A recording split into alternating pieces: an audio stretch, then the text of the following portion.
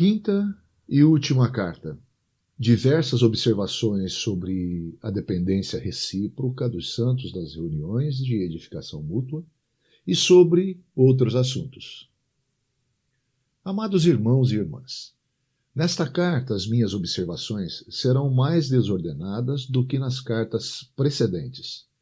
Tenho o propósito de enfatizar certos pontos que não poderiam facilmente figurar entre os temas que tratei anteriormente. Em primeiro lugar, permite-me recordar-vos que tudo quanto se faz numa reunião de edificação mútua deve ser fruto da comunhão. Isto quer dizer que, se pretendo ler uma passagem das Sagradas Escrituras, não devereis perder muito tempo a folhear a Bíblia para encontrar o capítulo que convém ler.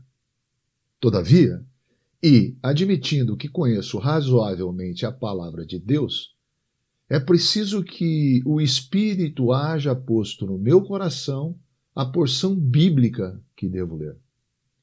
De igual modo, se um hino deve ser cantado, não será porque terei imaginado que o momento de cantar chegou e que, por isso, terei de procurar no meu inário um hino que me agrade. Pelo contrário, é preciso que, na medida em que eu conheça o inário, o Espírito de Deus me tenha recordado um cântico e o levado a indicá-lo. A ideia de meia dúzia de irmãos percorrendo os seus inários e as suas Bíblias para procurarem hinos e capítulos convenientes é, no mínimo, perturbadora do verdadeiro caráter de uma reunião de edificação mútua na dependência do Espírito Santo. Pode acontecer que, devido a um conhecimento precário da Bíblia, eu tenha necessidade de procurar um capítulo que o Espírito tenha posto no meu coração para ler. E o mesmo pode suceder quando se trata de um hino. Mas está claro que essa é a única circunstância em que devemos folhear um ou outro destes livros quando estamos reunidos sob o princípio da dependência do Espírito Santo para mutuamente nos edificarmos. Em segundo lugar, se o que acabamos de dizer ficou bem compreendido, teríamos como consequência lógica que, se víssemos um irmão abrir a sua Bíblia ou o seu inário, saberíamos logo que ele o fazia com a intenção clara de ler uma porção da palavra de Deus ou de indicar um hino.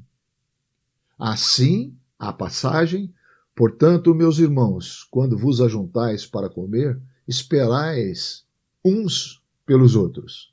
1 Coríntios capítulo 11, verso 33. Fortalecendo o eu, acabamos de dizer, impediria qualquer outro irmão de agir na reunião até que aquele que assim tivesse manifestado o seu desejo de ler concretizasse o seu pensamento ou dele desistisse. Este pensamento me leva ao tema da dependência mútua, sobre o qual será bom meditarmos um pouco. Neste capítulo de 1 Coríntios 11, não se trata, falando aos coríntios, da questão do ministério, mas da maneira de tomarem a ceia do Senhor. A questão do ministério apresenta-se no capítulo 14. Embora a raiz moral da desordem fosse a mesma em ambos os casos. Os coríntios não discerniam o corpo, e por isso cada qual estava ocupado com a sua própria pessoa. Por quê? Comendo, cada um toma antecipadamente a sua própria ceia. Isto é, os mais responsáveis comiam primeiro, antes de distribuírem aos outros irmãos. 1 Coríntios, capítulo 11, verso 21. E o resultado era o seguinte, como se lê no mesmo versículo: e assim, um tem fome e o outro embriaga-se. O espírito de egoísmo produzia ali frutos de tal modo visíveis e monstruosos que feriam até os sentimentos naturais. Ora, se indo às reuniões e nelas estando, não faço senão pensar no capítulo que irei ler, no hino que indicarei, numa palavra, na parte que eu tomarei no culto. O eu será, nas coisas espirituais, o eixo sobre o qual girarão os meus pensamentos e as minhas preocupações. É como se, à semelhança dos coríntios, nas coisas materiais, tivesse trazido uma ceia e o comesse sozinho, enquanto o meu irmão pobre, que não pudesse providenciar a sua, tivesse de partir sem ter comido nada. É na unidade do único corpo de Cristo, vivificado, animado, ensinado e governado pelo único Espírito, que nos reunimos. E assim, o pensamento dos nossos corações, ao nos reunirmos, não deveria ser nem a ceia que eu hei de comer, nem a parte que eu hei de tomar na reunião, mas a bondade e a graça admirável daquele que nos confiou a guarda do Espírito Santo. Se nós esperarmos nele humildemente, não deixará de nos indicar individualmente o lugar e a ação que lhe convém, sem que deva haver em nós a menor preocupação a tal respeito. Cada cristão verdadeiro é um membro do corpo de Cristo, a Igreja, e se os coríntios tivessem discernido e tratado assim, certamente que aquele que tinha comido teria esperado por aqueles que não tinham nada para repartir com eles. Do mesmo modo, se a minha alma compreendesse essa preciosa unidade do corpo e o humilde lugar que ocupo nele, como sendo somente um dos seus membros, guardar-me-ia de atuar na Assembleia com precipitação que poderia impedir outros santos de o fazerem. E se sentisse que tinha uma palavra a dizer da parte do Senhor, ou que ele me chamasse para realizar algum serviço, lembraria sempre que outros também poderiam ter algo a dizer, que poderiam ter recebido o mesmo chamado, deixando-lhes então tempo suficiente para atuarem. E, sobretudo, se visse um irmão que tem o seu livro aberto para ler uma passagem da Palavra de Deus ou para indicar um hino, esperaria até que ele o fizesse, em vez de me apressar e impedi-lo de o fazer. Essas palavras, esperai uns pelos outros, pode aplicar-se tanto à parte espiritual como ao partir do pão. E no capítulo 14 vemos que, quando profetas falavam na Assembleia por revelação imediata, deveriam submeter-se de tal maneira uns aos outros que, mesmo quando um deles falava, se outro que estava sentado recebia uma revelação, o primeiro devia calar-se para dar oportunidade àquele. Além disso, se, como já dissemos, ocupássemos o nosso lugar no corpo e na sua unidade, o alcance geral e moral desta palavra, todo homem seja pronto para ouvir, tardio para falar, Tiago, capítulo 1, verso 19, também nos ensinaria a esperar uns pelos outros. Terceiro, o propósito da nossa reunião é a edificação, e é sobre isso que o apóstolo insiste na sua primeira epístola aos Coríntios, no capítulo 14. No capítulo 12, temos o corpo de Cristo submetido a ele como seu Senhor, testemunhando neste mundo dessa soberania de Cristo, em virtude da morada e da ação do Espírito Santo, que distribui os seus dons a cada um em particular, segundo lhe apraz. Este capítulo termina com uma lista dos dons, apóstolos, profetas, etc., que Deus colocou na igreja, nos seus diversos lugares, para a utilidade ou serviço de todo o corpo. Somos exortados a desejar ardentemente os melhores dons, mas ao mesmo tempo é feita alusão a um caminho por excelência, ou seja, a caridade ou o amor, que nos fala o capítulo 13, sem o qual os dons mais maravilhosos nada são, e que deve regular o exercício de todos os dons, para que, o resultado seja verdadeiramente a edificação. Este é o tema da figura 14, do capítulo 14. Sendo o dom de língua o mais maravilhoso aos olhos humanos, os coríntios gostavam de exibi-lo. Em vez do amor buscando e edificando, ou para a edificação de todos, era a vaidade exibindo os seus talentos. Tratava-se realmente de dons do Espírito. E aqui está para nós, amados irmãos, uma coisa muito séria a considerar. O poder do Espírito manifestado nos dons pode ser separado da direção viva do mesmo Espírito no exercício desses dons. Essa direção santa só pode ser sentida onde o eu é crucificado e onde Cristo é tudo para a alma. O propósito do Espírito Santo não é glorificar os pobres vasos de barro que contêm os seus dons, mas sim, e isto para a edificação de todo o corpo, de glorificar a Cristo, de quem esses dons procedem, dando a quem os recebeu a faculdade de usá-los com graça, humildade e abnegação.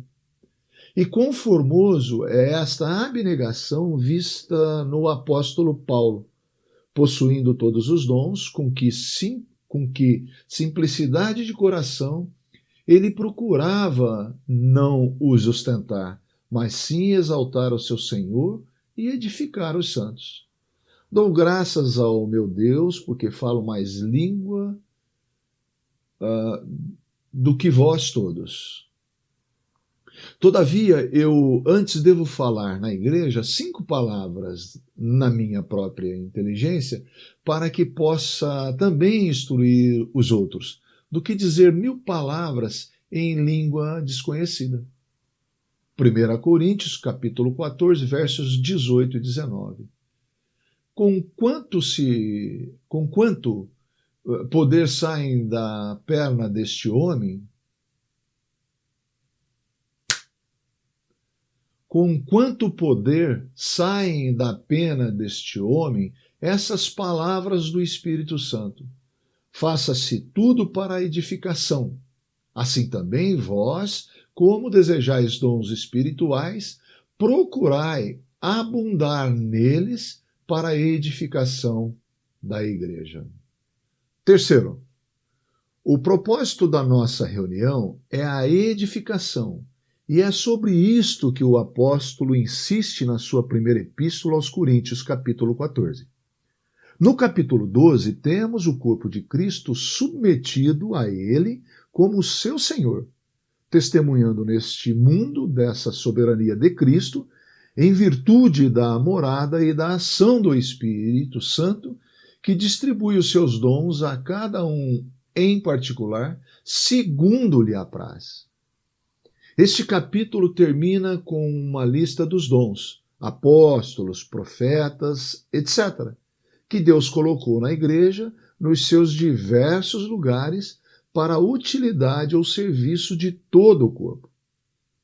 Somos exortados a desejar ardentemente os melhores dons, mas ao mesmo tempo é feita a alusão a um caminho por excelência, ou seja, a caridade ou amor, que nos fala o capítulo 13, sem o qual os dons mais maravilhosos nada são, e que deve regular o exercício de todos os dons, para que o resultado seja verdadeiramente a edificação. Este é o tema do capítulo 14, sendo o dom de línguas o mais maravilhoso aos olhos humanos. Os coríntios gostavam de exibi-lo. Em vez do amor, buscando a edificação de todos, era a vaidade exibindo os seus talentos. Tratava-se realmente de dons do Espírito, e aqui está para nós, amados irmãos e irmãs, uma coisa muito séria a considerar. O poder do Espírito manifestado nos dons pode ser separado da direção viva do mesmo Espírito no exercício desses dons. Essa direção santa só pode ser sentido onde o eu é crucificado e onde Cristo é tudo para a alma. O propósito do Espírito Santo não é glorificar os pobres vasos de barro ou de barro que contêm os seus dons, mas sim, e isto para a edificação de todo o corpo, de glorificar a Cristo, de quem esses dons procedem, dando a quem os recebeu a faculdade de usá-los com graça, humildade e abnegação. E quão formosa é esta abnegação vista no apóstolo Paulo. Possuindo todos os dons, com que simplicidade de coração ele procurava não os ostentar, mas sim exaltar o seu Senhor e edificar os santos. Dou graças ao meu Deus, porque falo mais língua do que todos vós. Todavia, eu antes quero falar na igreja 5 palavras na minha própria inteligência, para que possa também instruir os outros, do que dizer 1000 palavras em línguas desconhecidas. 1 Coríntios, capítulo 14, versos 18 e 19. Com quanto poder saem da pena deste homem essas palavras do Espírito Santo? Faça-se tudo para edificação. Assim também vós, como desejais dons espirituais, procurai abundar neles para a edificação da igreja. Além disso, para ser fiel, todo servo deve atuar segundo as instruções de seu Senhor. Daí a importância do assunto sobre o qual tanto insisti na minha última carta, a saber, que, se atuo na Assembleia dos Santos, somente o faço com a plena, séria e íntima convicção na minha alma e perante Deus de que opero segundo a sua vontade. Porque pela graça que me é dada, digo a cada um dentre vós, que não saiba mais do que convém saber, mas que saiba com temperança, conforme a medida da fé que Deus repartiu a cada um. Romanos capítulo 2, verso 3. A medida da fé que Deus me deu deve corresponder à medida dos meus atos. E Deus, ao dar-me a medida de fé necessária, terá cuidado de que os seus servos saibam como devem agir. Por isso, só uma firme e sincera convicção de que tal é a vontade de Deus pode autorizar-me a agir como seu servo na Assembleia ou em qualquer outra parte. No entanto, como se pode abusar deste princípio? Deus providenciou pela instrução contida na seguinte passagem: e falem 2 ou 3 profetas e os outros julguem. 1 Coríntios 14, 29. A ordem necessária para evitar este abuso na Assembleia. É o meu espírito que deve, em primeiro lugar, saber julgar se o Senhor me chama para falar ou para agir de algum outro modo na Assembleia. Mas logo que tenha falado ou agido, é aos meus irmãos que cabe julgar, devendo, na grande maioria dos casos, submeter-me ao seu julgamento. Com efeito, raras vezes acontecerá que um servo de Cristo se sinta autorizado para continuar atuando nas reuniões quando a sua ação for desaprovada pelos seus irmãos. Se Deus me chama a falar ou orar nas reuniões, e se a minha convicção de tal chamado procede verdadeiramente dele, é evidente que ele inclinará o coração dos santos para que recebam o meu ministério e se unam às minhas orações da mesma forma que o meu próprio coração já foi inclinado para aquele serviço. Se é, na verdade, o Espírito Santo que me leva a atuar, lembremos que o mesmo Espírito habita também nos outros santos, levando esses irmãos a que respondam favoravelmente ao ministério ou ao culto. Portanto, se me apercebesse de que a minha atuação nas reuniões, em vez de edificar os santos, fosse um fardo e um incômodo para eles, poderia concluir que me equivocaria ao tomar tal decisão e que não tinha sido chamado pelo Senhor para assim atuar. Suponhamos, por outro lado, que a razão que impede que o ministério de um irmão não seja devidamente apreciado durante algum tempo se encontra não no estado espiritual desse irmão, mas sim no da Assembleia.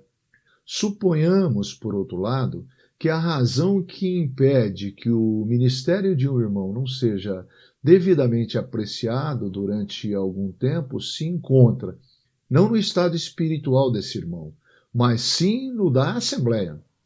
Suponhamos que esse irmão é de tal maneira espiritual que a Assembleia não pode receber nem apreciar seu serviço. Neste caso, o que, aliás, não é muito frequente, pode suceder que esse servo de Cristo deva considerar se não lhe falta ainda aprender algo com o seu mestre, que ensinava e dirigia a palavra segundo o que podiam compreender. Ou se não, necessita de um pouco mais do espírito de Paulo, que podia dizer: antes fomos brandos entre vós, como a ama que cria seu filho, e como dizia também em outro lugar: com leite vos criei, e não com manjar, porque ainda não podíeis, nem tampouco ainda agora podeis, porque ainda sois carnais. 1 Coríntios 3, 2. Se apesar dessa ternura e desses cuidados, plenos de discernimento, o ministério desse irmão continua a não ser bem recebido, isso será certamente uma prova para a sua fé. Mas como o propósito de todo ministério é a edificação, e como é impossível que os santos sejam edificados por um ministério que não se recomenda às suas consciências, de nada valeria sua imposição, fossem ou não capazes de o receber. O estado geral debilitado do organismo humano pode levar ao deslocamento de qualquer articulação. Em tal caso, não será forçando a articulação deslocada a funcionar que se devolverá a saúde ao corpo. Talvez seja de lamentar que essa articulação não possa funcionar, mas a única maneira de restabelecer seu bom estado é dar-lhe um completo repouso, enquanto procuramos, por outros meios, restabelecer a saúde do corpo. Dá-se precisamente o mesmo caso que tomamos como exemplo. Continuar a exercer um ministério ali onde não se é bem recebido, sobretudo quando a causa fundamental é o estado miserável em que se encontra a Assembleia, somente aumentaria a irritação e pioraria o mal-estar geral das coisas. O servo do Senhor achará então que, em tal caso, a sabedoria consiste em calar-se. Ou, quem sabe, talvez o seu mestre queira fazê-lo compreender, desta maneira, que a sua vontade, a vontade do Senhor, é que ele exerça o seu ministério em outro lugar. Por outro lado, amados irmãos, permita-me advertir-vos seriamente contra um laço que, muito provavelmente, Satanás procurará agora vos armar. Refiro-me ao espírito do inimigo de crítica a respeito do que se faz nas reuniões. Os esforços do inimigo têm sempre por alvo atirar-nos de um extremo ao outro, de modo que, se termos pecado por indiferença, concedendo pouquíssima importância ao que se fazia e dizia, contando que o tempo fosse preenchido, é mais que provável que nós nos vejamos agora expostos ao perigo contrário. Que o Senhor, na sua infinita misericórdia, nos guarde. Não há nada que revele um estado de coração mais deplorável e nada que possa constituir maior obstáculo à bênção do que um espírito de censura e de crítica.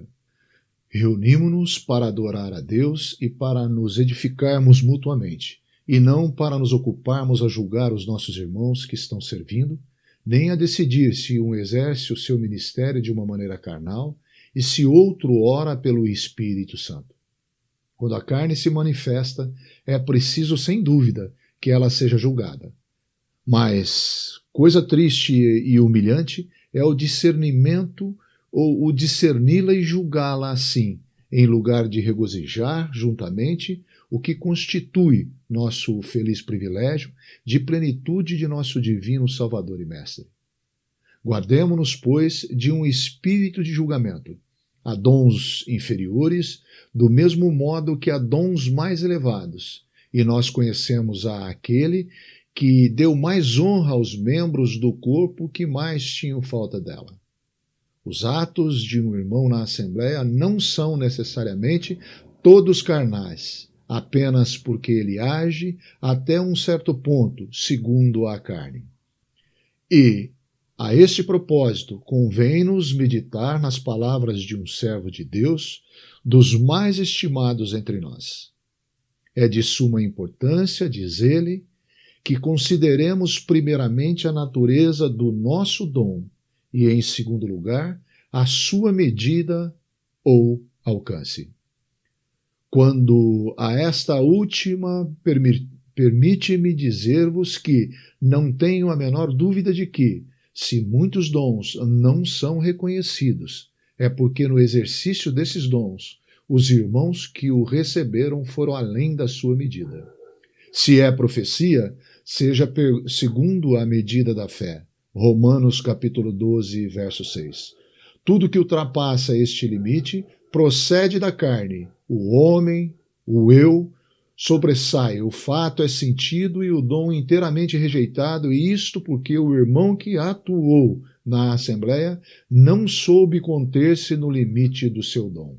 É por isso que a sua carne opera, e tudo quanto ele diz é agora atribuído à carne, e não é de se estranhar que tal suceda.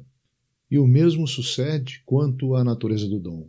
Se o homem se põe a ensinar em lugar de se limitar à exortação, se é qualificado a exortar, não edificará. É mesmo impossível que ele edifique.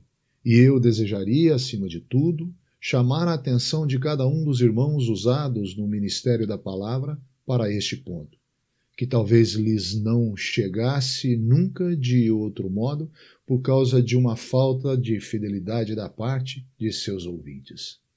Essas palavras são dirigidas a quantos exercem o ministério e cito-as, amados irmãos, a fim de que aprendamos a não condenar tudo quanto um irmão puder dizer ou fazer, por discernirmos nele algo de carnal. Reconheçamos com ações de graça o que é do Espírito, distinguindo-o de qualquer outra coisa, mesmo no ministério ou nos atos deste indivíduo. Essas palavras são dirigidas a quantos exercem o ministério e cito-as, amados irmãos, a fim de que aprendamos a não condenar tudo quanto um irmão puder dizer ou fazer, por discernirmos nele algo de carnal. Conheçamos com ação, reconheçamos com ações de graça o que é do Espírito, distinguindo-o de qualquer outra coisa, mesmo no ministério ou nos atos deste indivíduo. Há ainda 2 ou 3 pequenos detalhes sobre os quais eu gostaria, na simplicidade do amor fraternal, de acrescentar. Em primeiro lugar, quanto à distribuição do pão e do vinho à mesa do Senhor. Por um lado, seria muito desejável que essa distribuição não fosse constante e exclusivamente feita por 1 ou 2 irmãos, como se tratasse de uma distinção clerical. Mas, por outro lado, não há nada nas Escrituras que autorize qualquer irmão, seja ele quem for, a partir o pão ou a dar o cálice sem dar graças. Em Mateus capítulo 26, 26 a 27, Marcos 14, 22 a 23, Lucas capítulo 22, 19 e 1 Coríntios capítulo 11, 24. Está escrito que o Senhor Jesus deu graças quando partiu o pão e quando tomou o cálice. E em 1 Coríntios 10, 16, o cálice é chamado cálice de bênção ou de ação de graças. C. Pois as Escrituras devem ser o nosso guia, não é evidente que aquele que parte o pão ou toma o cálice deveria, ao mesmo tempo, dar graças? E se alguém dentre nós se sente incapaz de o fazer, não será uma boa razão para perguntar a si próprio se sente verdadeiramente chamado pelo Senhor para distribuir o pão e o vinho? Em segundo lugar, quanto à direção ou à vigilância na igreja, e também quanto às qualidades que se devem encontrar naqueles que exercem um serviço ostensivo no meio dos santos, deveríamos todos estudar sobre oração, 1 Timóteo, capítulo 3 e Tito 1. O sexto versículo do primeiro destes capítulos encerra uma particularidade que será bom recordarmos. Não neófito, para que, ensoberbecendo-se, não caia na condenação do diabo. É possível que o chamado de Deus e o dom de Cristo se encontrem num jovem como Timóteo, ou no Antigo Testamento, em Jeremias. E estas palavras, ninguém despreze a tua mocidade, também se aplicariam nos nossos dias a um jovem como antigamente a Timóteo. Mas é a Timóteo que as palavras não neófito eram dirigidas. A sua juventude não deveria constituir o encorajamento para que outros atuassem sem o dom e a graça que a ele haviam sido outorgado. Há mesmo uma conveniência natural para que o jovem ocupe antes um lugar de submissão do que de governo. E eis uma bela lição que, infelizmente, parece-me esquecida algumas vezes. Semelhantemente, vós, mancebos, sede sujeitos aos anciãos, e sede sujeito uns aos outros, e revesti-vos de humildade, porque Deus resiste aos soberbos, mas dá graças aos humildes. 1 Pedro, capítulo 5, verso 5. Amados irmãos, que o Senhor, na sua infinita misericórdia, conceda-nos andar humildemente com Ele e que nada se oponha à obra do seu Santo Espírito no meio de nós.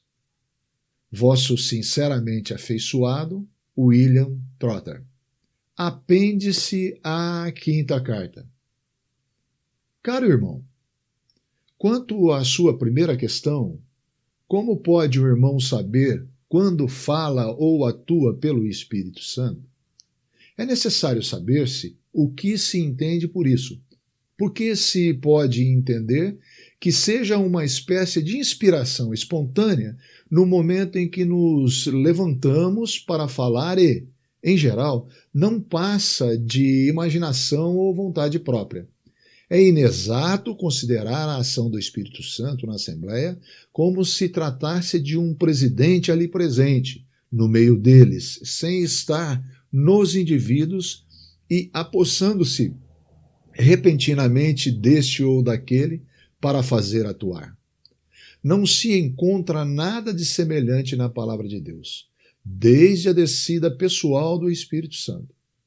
Poderíamos examinar desde o capítulo 7 do Evangelho segundo João até o capítulo 2 da primeira epístola de João, umas 50 passagens referentes à presença e à ação do Espírito nos santos e no meio deles, e convencermos-nos de que não existe o menor traço dessa pretendida presidência do Espírito Santo na Assembleia. Penso que a reação legítima contra os princípios clericais que pretendem estabelecer um só homem para fazer tudo numa congregação pode induzir que se caia no outro extremo, fazendo-se da Assembleia uma república democrática sobre a pretendida presidência do Espírito Santo. A passagem mais importante a esse respeito encontra-se em 1 Coríntios 12:11. Frequentemente, muito mal interpretada, como se ela apoiasse essa ideia.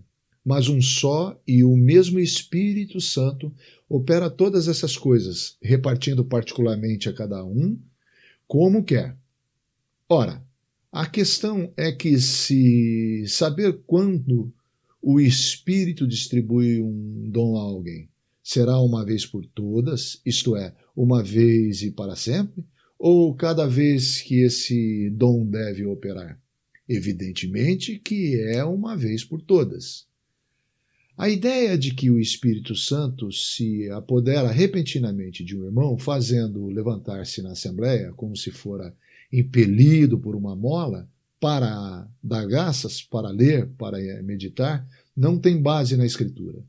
Desde a descida pessoal do Espírito Santo, eu posso sim edificar a Assembleia dizendo-lhes hoje o que o Espírito Santo me tenha dado, pela palavra de Deus, há uns 10 ou 15 anos.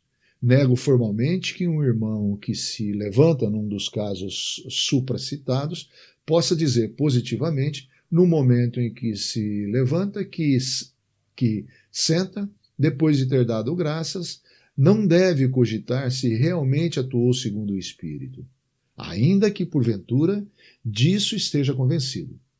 Mas a Assembleia, que escuta as ações de graça, era um fruto do Espírito ou da carne. O seu amém o confirma. Falo da Assembleia como um todo. Não falo das pessoas que, por um espírito de inveja ou antipatia, decidiram a priori rejeitar a ação de alguns irmãos. Estas achariam um Nadab ou um Abiú, onde a Assembleia aprovou, por seu amém, a obra do Espírito.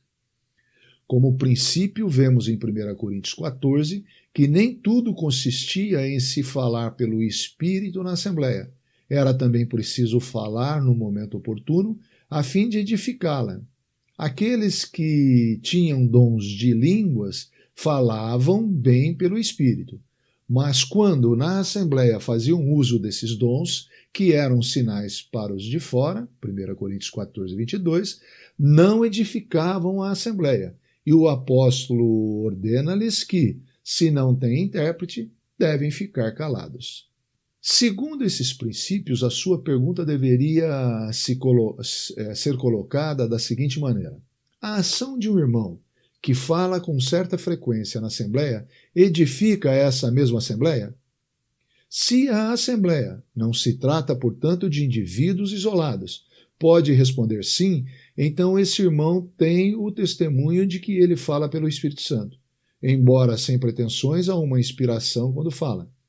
Agora, se a Assembleia, e sempre considerada como tal e no seu estado normal, responder que a ação desse irmão não edifica, então, segundo os princípios emitidos em 1 Coríntios, capítulo 14, verso 22, esse irmão deverá ficar calado. Nisto se resume toda a questão. A palavra de Deus nos ensina nesse capítulo que não deseja outra ação na Assembleia que não seja para a edificação da mesma, quer se trate de ações de graças ou de ensino. Vejam-se os versículos 13 a 25. Poderia mesmo suceder que, se alguns orassem pelo Espírito Santo, sem contudo estarem integrados no pensamento geral da Assembleia, esta não pudesse compreender para dizer o seu amém. A sua pergunta: pode o Espírito Santo chamar um irmão para evangelizar no culto? Baseia-se também sobre essa falsa noção de inspiração espontânea. Afirmo que um irmão, ensinado por Deus, não evangelizará no culto, porque ele está ali para adorar a Deus e não para falar aos homens. 1 Pedro, capítulo 2, verso 5. A estranha pergunta: que viemos nós fazer às reuniões de culto, ou seja, de adoração? Encontra a resposta adequada, além da passagem de 1 Pedro, capítulo 2, verso 5, em várias partes da palavra do Senhor, como, por exemplo, em João 4, 23, 24, Lucas, capítulo 22, 19 a 20, relativamente à ceia do Senhor, que é a base do culto. E ainda em Atos 27, Atos capítulo 20, verso 7, onde encontramos escrito que o propósito expresso da reunião, no primeiro dia da semana, era de partir o pão. Quando a sua última pergunta, se um irmão evangelista que está de passagem convoca e dirige uma reunião, um dos irmãos que o escutam deve tentar ajudá-lo? E devemos reconhecer esse evangelista como um enviado? Respondo em primeiro lugar que é muito simples reconhecer esse irmão evangelista como enviado, visto que a palavra de Deus não reconhece outros evangelistas além daqueles que o Senhor deu, depois de ter subido à glória. Efésios 4, versos 11 e 12. Não contesto a liberdade que todo cristão possui de anunciar a Cristo no seu próprio lugar e tempo. Mas é preciso notar que um desses evangelistas de Efésios 4, assim como um mestre, um pastor, etc., exerce o seu dom sob a sua própria responsabilidade perante o Senhor que o enviou. Um tal irmão trabalha para o seu Senhor. É responsável pelo seu próprio trabalho diante do Senhor. Portanto, quando esse irmão exerce o seu dom perante um auditório que ele mesmo convocou, se um ouvinte se intromete para o ajudar, este vai usurpar os direitos do evangelista e até os do Senhor, porque foi o Senhor que o enviou. Para mim, este princípio é de suma importância. Quando sou ouvinte de um irmão que convocou uma reunião para exercer o seu dom, nem sequer indico um hino, a não ser que ele me peça. Se dois irmãos concordarem em atuar juntos, é assunto deles. O Espírito Santo havia separado a Barnabé e Paulo, Atos 13. No entanto, verificamos que era principalmente Paulo quem levava a palavra do Senhor, Atos 14, verso 12. Acerca da evangelização, será bom notar ainda que o evangelista é um indivíduo. A palavra de Deus não reconhece uma assembleia evangelista. Acrescentarei ainda que um irmão possuidor de um dom não deve, nas reuniões da Assembleia, assumir toda a reunião, principalmente em se tratando de uma Assembleia local. Este irmão será muito mais feliz ouvindo outros irmãos dar graças a Deus, indicar hinos e exprimir seus pensamentos, mas nunca sobre o princípio radical de que todos devam falar. Notemos a esse respeito que a passagem de 1 Coríntios 14, 26 nos diz: é antes uma censura que uma exortação. Não diz, se cada um tem. Ali, cada qual tinha algo e ansiava pelo momento de se apresentar com o que tinha, sem se preocupar se isso traria edificação para a Assembleia. Muito menos ainda, se deve imaginar que a um irmão que possua um dom, compete fazer o culto de adoração no primeiro dia da semana, seja na sua assembleia local, seja em qualquer outra parte. Como sacerdote e adorador, ele está no mesmo nível de todos quantos compõem a assembleia, como irmãos varãos, ou como irmão varão, ou homem, 1 Timóteo 2,8, tomando público ou abertamente a ação, em contraste com a mulher que não a toma, não é mais do que qualquer outro, sendo apenas, naquele momento, o porta-voz da Assembleia nas ações de graça. Mas, por sua intimidade maior com o Senhor, pode ter mais ações de graças a dar que um outro irmão que, por exemplo, esteja mais ocupado com os negócios da vida. Assim, esse irmão poderia oferecer 3 ou 4 ações de graças na mesma reunião de culto e portar-se sucessivas vezes como o porta-voz da Assembleia. Todavia, e ao mesmo tempo, esse irmão será mais feliz se puder ser apenas ouvinte e dar o amém às ações de graça de outros irmãos que estão igualmente perto do Senhor. Ele sofrerá se perceber que outros estão esperando que ele se apresente ao Senhor com ações de graças, como também se perceber que alguns amados irmãos que dão graças em outros lugares se abstêm de o fazer na sua presença. Mas, quando se trata do ensino da palavra, esse irmão está consciente, tanto no culto como em outras reuniões, de que é responsável pelo dom que o Senhor lhe confiou para a edificação da Assembleia. E se a sua ação é fruto da comunhão com o Senhor, ela se legitimará cada vez mais na Assembleia, muito embora possam existir indivíduos radicais no seu seio. A ideia segundo a qual o dotado não deve exercer o seu dom nas reuniões de culto, nem deve ali dar graças mais do que qualquer outro, não tem nenhum fundamento na Escritura. Como imaginar que um Timóteo, um Tito, um Epáfras, um Estevão, para não falar em Paulo, João ou Pedro, fossem menos aptos do que outros para serem os porta-vozes da Assembleia nas ações de graças do culto e que tais irmãos tivessem de se abster para darem lugar aos outros? Há quem pense que os adoradores sejam somente os irmãos que se levantam para dar graças, para falar ao Senhor. Isto é falso. Todas as irmãs são adoradoras, embora não devam nunca se levantar para proferir ações de graças. Todos os irmãos são adoradores, mas, infelizmente, nem todos são espirituais, piedosos, vivendo perto do Senhor, para adorarem e ser cada um deles o porta-voz da Assembleia nas ações de graça. De igual modo, alguns também não são suficientemente simples para o fazerem, como quando estão em sua casa, sentados à mesa. Por fim, quanto ao atuar pelo Espírito Santo, tomemos ainda o exemplo de Paulo e Barnabé em Atos 13. Temos aqui homens consagrados pelo Senhor, depois de elevada à glória, segundo Efésios 4, 11 a 12. E em Atos 13, o Espírito Santo os aparta e os envia.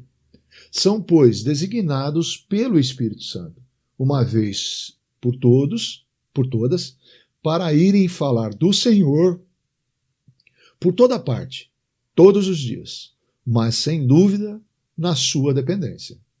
Portanto, não tinham que se questionar quando se encontravam perante as multidões nas praças públicas, nas sinagogas e mais tarde nas assembleias dos irmãos, se o Espírito Santo os chamava a falar neste momento. Para esse fim, estavam eles ali, enviados desde Antioquia pelo Espírito Santo. Quando, mais tarde, Paulo se encontrou por um só domingo e pela última vez em determinada assembleia, Atos 20, versos 7 a 12, onde falou durante muito tempo, que teríamos nós pensado de um irmão de Troas que tivesse insinuado aos outros irmãos que Paulo participava demasiado no culto, tomando muito tempo? Tomei esse exemplo como princípio. Nem todos são como Paulo. Felizes são os santos que, livres desse espírito nivelador, sabem reconhecer o Senhor, ali onde ele concedeu alguma graça para o bem de todos. Além de Efésios, capítulo 4, versos 11 a 12 e 1 Coríntios 12, leiam também cuidadosamente 1 Coríntios 16, 15 a 18, 1 Tessalonicenses 5, 12 a 13 e Hebreus 13, 17. William Trotter, 1818-1865.